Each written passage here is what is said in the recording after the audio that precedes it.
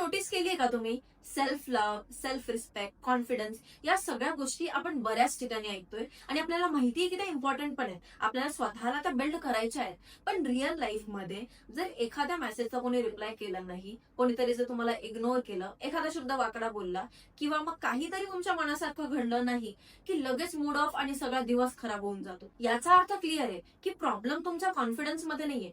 Problem हा आहे की आपण अजूनही आपली इंटरनल व्हॅल्यू दुसऱ्यांच्या बिहेवियरवर कॅल्क्युलेट करतो. इंटरनेटवर हाय व्हॅल्यू वुमन या नावाखाली तुम्हाला भरपूर गोष्टी सांगितल्या जातील.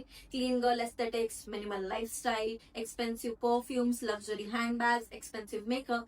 पण या सगळ्या गोष्टी एक्सटर्नल सरफेस लेवलच्या गोष्टी आहेत, ज्यामुळे लोकांना तुम्ही फॉर फ्यू सेकंड्स एक हाय व्हॅल्यू, हाय स्टँडर्ड पर्सन दिसू शकतो. पण खरंच तुम्ही एक हाय व्हॅल्यू वुमन, एक हाय व्हॅल्यू पर्सन आहात की नाही हे तुमची इनर रियालिटी सांगते, जी self worth, self respect, competence, emotional maturity आणि स्टँडर्ड्स मधून तयार होते. आणि हा व्हिडिओ मुलांना किंवा लोकांना इम्प्रेस अट्रॅक्ट करण्यासाठी मी अजिबात बनवत नाहीये. सोसायटीमध्ये लोकांना काहीही प्रूव्ह करण्यासाठी बनवत नाहीये. मी हा व्हिडिओ तुमच्यासाठी, तुमचे रिअल ड्रीम आणि एक हाय व्हॅल्यू व्हर्जन बिल्ड करण्यासाठी बनवते, ज्यानंतर तुमचं एक असं व्हर्जन बिल्ड होईल ना की तुमची वाईबच तुमच्या स्टँडर्ड्स बद्दल लोकांना सांगून देईल. तुम्हाला काहीही कोणाला प्रूव्ह करायची गरजच पडणार नाही.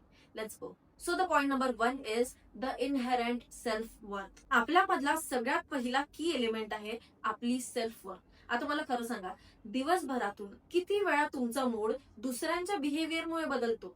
म्हणजे कोणीतरी मेसेज सीन नाही केला, सीन करून सोडून दिला, लगेच मूड ऑफ. ऑफिसमध्ये काहीतरी छोटीशी आर्ग्युमेंट झाली, लगेच मूड ऑफ. स्टोरीवर लाईक्स नाही आले, व्ह्यूज नाही आले, लगेच मूड ऑफ. कोणी अप्रिसिएशन नाही केलं, लगेच mood off. Did you notice that की प्रॉब्लेम ना या रॅन्डम इन्सिडेंट्स मध्ये नाहीये.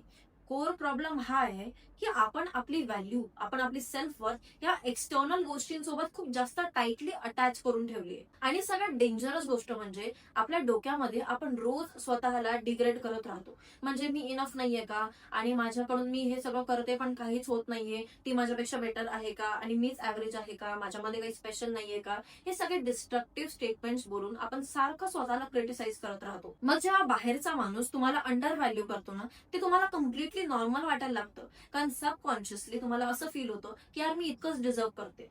आता कोर प्रॉब्लेम काय आहे माहितीये का, की तुम्ही हे बऱ्याच वेळा ऐकलं पण असेल आणि ते खरं पण आहे, की जसं तुम्ही स्वतःला बघतात ना तसंच लोक तुम्हाला बघतात. जर तुम्ही स्वतःलाच ऍज अ हाय लेवलवर ट्रीट केलं ना तर लोक तुम्हाला तसं करतील. एक ट्रूली हाय व्हॅल्यू वुमन कधीच दुसऱ्यांच्या कॉम्प्लिमेंट्समुळे किंवा दुसऱ्यांच्या क्रिटिसिझममुळे स्वतःची वर्थ डिसाईड करत नाही. तिला माहितीये की तिची व्हॅल्यू तिच्या इंटरनल कॅपेबिलिटीजमुळे आहे, तिच्या करिअरमुळे आहे, तिच्या डिसिप्लिनमुळे आहे.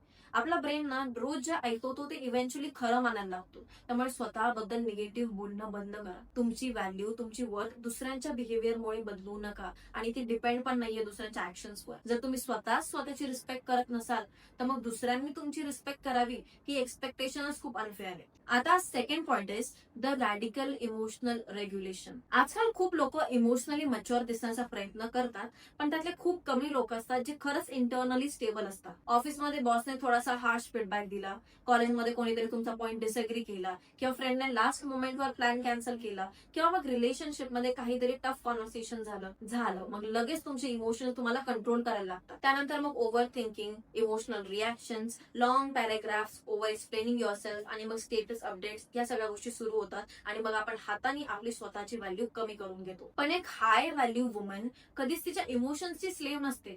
तिला प्रत्येक वेळी एक लो लेवल बॅटल लढायची गरज वाटत नाही. तिला प्रत्येक मिसअंडरस्टँडिंग क्लिअर करायची गरज वाटत नाही. तिला प्रत्येक क्रिटिसिझमला उत्तर देणं गरजेचं वाटत नाही. कारण इमोशनली मॅच्युअर लोकांना एक गोष्ट माहिती असते की प्रत्येक क्वेश्चन्सला एक्सप्लिसिटली आन्सर देण्यापेक्षा काही ठिकाणी शांत राहिलेला जास्त पॉवरफुल असतो. जेव्हा हॉर्मोनल सायकल्समुळे किंवा बॅड डेजमुळे आपला जो मूड स्विंग्स होतात ना त्याच्यामध्ये आपण इम्पल्सिव्ह डिसिजन्स घेण्याचा प्रयत्न करतो. आपले इमोशन्स एकदम पीकवर असतात तेव्हा अजिबात रिॲक्ट करायचं नाही. Just take a pause. फक्त 10 मिनिट द्यायचे स्वतःला.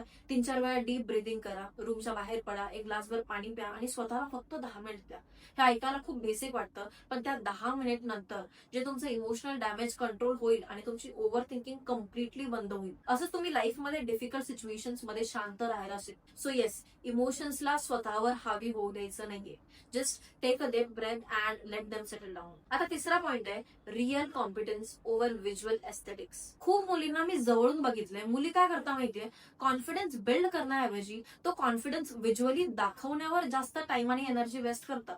New outfits, makeup, photos, perfect aesthetics, perfect filters and so on. आता हे सगळं तुम्ही करता तुमची लाईफ अप टू डेट ठेवायला, काहीच हरकत नाहीये. ही गोष्ट प्रॉब्लेम किंवा वाईट नाहीये. प्रॉब्लेम तेव्हा होतो जेव्हा तुम्ही एक्सटर्नल अपिअरन्स बिल्ड करता पण तुमची इंटरनल पर्सनॅलिटी बिल्ड करायला विसरून जा. एक सिम्पल रॅशनल क्वेश्चन विचारा स्वतःला की उद्या जर हे इंस्टाग्राम वगैरे सगळं बंद झालं, व्ह्यूज, त्यानंतर फिल्टर्स, कमेंट्स, सगळं सगळं सोशल मीडिया बंद झालं, त्यानंतर तुमच्याकडे काय उरतंय?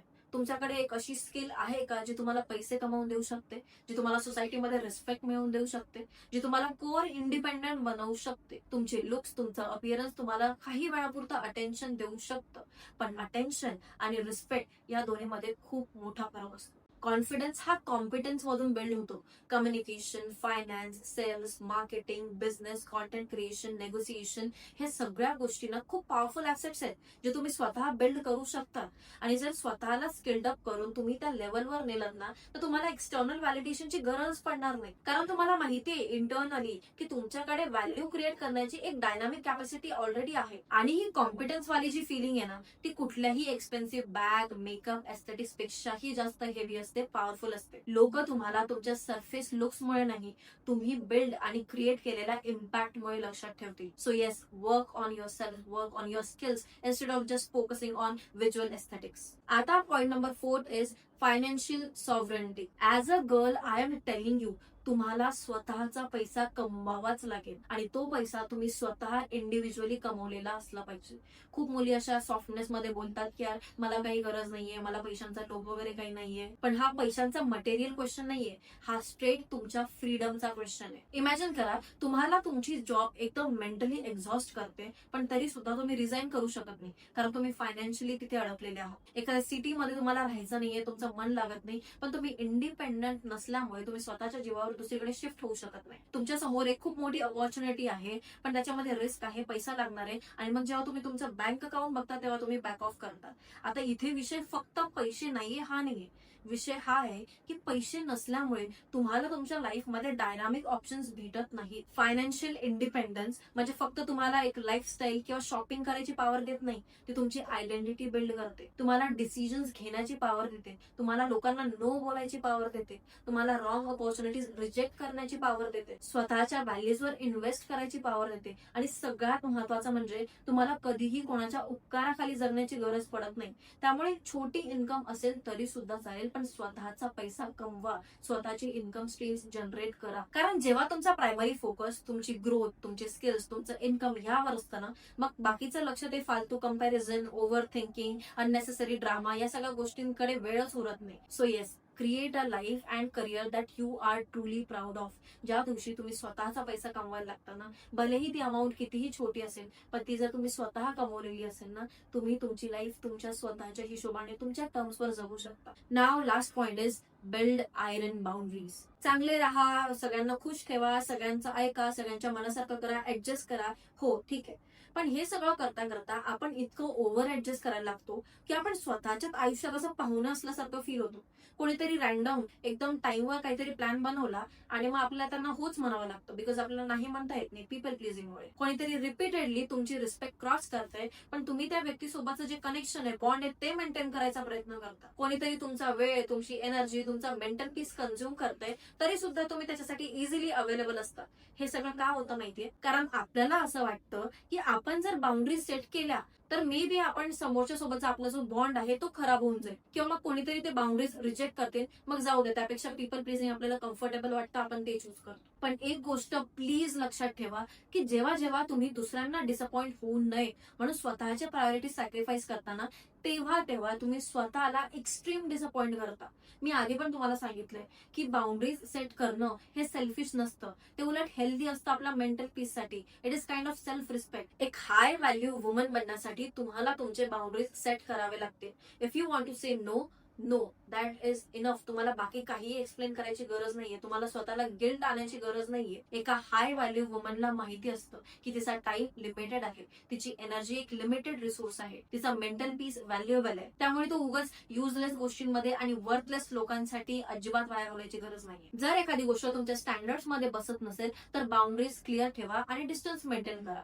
एक हाय व्हॅल्यू पर्सन प्रत्येकाला त्यांचा ऍक्सेस देत नाही, त्याच्या डोक्यावर सगळ्यांना घेऊन फिरत नाही. त्यांचा ऍक्सेस अर्न करावा लागतो. लोकांनी तुझं ऍक्सेस अर्न केलं पाहिजे. इतरांसाठी तुला तुझे स्टँडर्ड्स खाली पाडायची गरज नाहीये, कारण बेअर मिनिमम एक्सेप्ट करता करता आपण स्वतःची व्हॅल्यू विसरून जाऊ शकतो. त्यामुळे येस, क्लिअरली बाउंड्रीज सेट करा आणि ते सेल्फिशनेस नसतं, it is a form of self respect only. आणि सर्वात महत्वाचं लक्षात ठेवा, ही हाय व्हॅल्यू वुमन जे वर्जन तुम्हाला बिल्ड करायचंय ना, ते असं एका दिवसात बिल्ड होत नाही.